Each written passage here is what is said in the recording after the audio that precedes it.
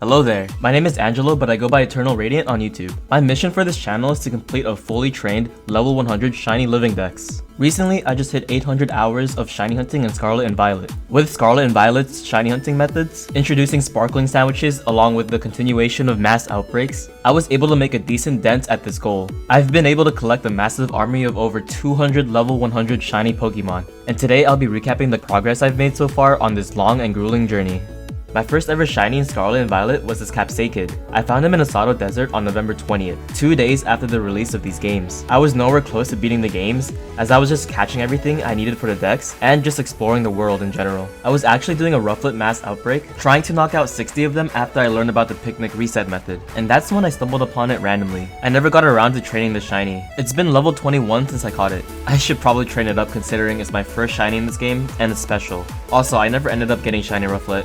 I miscounted and killed too many of them and the outbreak disappeared. Good times, good times. I was still super fascinated about the picnic reset method, so I would try it every chance I could before beating the game. I found this Wingull later on in the day during a mass outbreak, only knocking out about 10 Wingull. So 2 days in, I was at 2 shinies total. I was so hyped about this and was overall super motivated to grind. Here are a couple more shinies I found in the first couple of days of the game. The rush of serotonin you get when you find a shiny in the overworld was unmatched. This is a shiny Wattrel I found in a mass outbreak. I actually EV trained her and used her on my team. I caught her before beating Iono, so she was a really early member. And here she is now at level 100. Waddles ran a max attack, max speed build. She really helped out during the Cascarrafa gym and Larry's flying team in the Elite Four. I absolutely adore her. But she wasn't the only shiny I had on my team during my playthrough. I found this shiny Knuckle stack after 3 hours of picnic resets in the mass outbreak. She was also an important member of my in-game story team. Here she is at level 100. I gave her max special defense and HP EVs. She has iron defense to boost her defense, which powers up body press. She really carried with Salt Cure. That move is nuts. Constantly doing damage over time in case I didn't one-shot. Mass outbreak shiny hunting was fun, but I finally focused on completing the game. When I finally arrived at Area 0, I was keen on shiny hunting the Paradox Pokemon, past and future Pokemon with legendary stats, though not officially considered legendary Pokemon. The first ever Paradox shiny I found was Great Tusk. Great Tusk was also the first shiny I caught using a sparkling sandwich, a week after grinding the game. And well, I now have a bunch of them. I then took a break to build these really sick Pokemon Gundams, as well as this really cool Lucario nanoblock. This break was refreshing since I've been pretty much grinding the game for a week non-stop during Thanksgiving break. Once I got back on the Scarlet grind, I found a random shiny Screamtail with no sandwich boost. And not even 30 minutes later, I found a shiny Slitherwing, 2 unboosted shinies without the shiny charm. My luck early on was insane, and it gave me the push to grind for hours during my free time. Soon after, I completed the dex and got the shiny charm, and that's when the shinies started rolling like crazy. I would get a minimum of 1 shiny a day, and that increased to 2 to 3 shinies a day, and soon enough, this number would rise to about 8 shinies a day if I played long enough. I trained up my shinies, so I just had a backlog of like 3 boxes that I still needed to train up. I was someone who relied on Masuda method as their main way of shiny hunting for years, so I was not used to the change of pace these games brought when it came to shinies.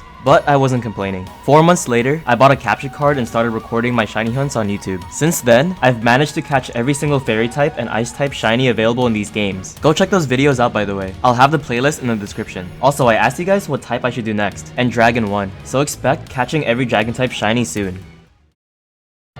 Okay, I think I've kept you guys waiting long enough. Here are my shinies, plus some shinies I transferred from home. Aegislash, I miss you. Game Freak, please free Aegislash, I'm begging you. Anyways, I keep my shiny Pokemon in Pokédex order. They all have the OT Angelo, and they're all competitive ready at level 100. Let's see if my longtime viewers can recognize some of the shinies I caught in my videos. My competitive shinies end at this box. And what do I mean by competitive? Let's take a look at this Crocodile for example. This Crocodile has max attack and max speed EVs. I used a mint to make her a jolly nature, and she has a competitive moveset. In this case, I built her to be used for Choice Band. Another example is the shiny Sawsbuck, who is jolly nature with max speed and attack. She's also rocking a sub Swords Dance set. I also train up pre-evolutions, like the Snom I caught in my ice video. I even used an ability patch on Booger, and we all know how rare those are. I can't think of anyone who would bother training these up to level 100, but that's what makes my collection unique to me, and I like that.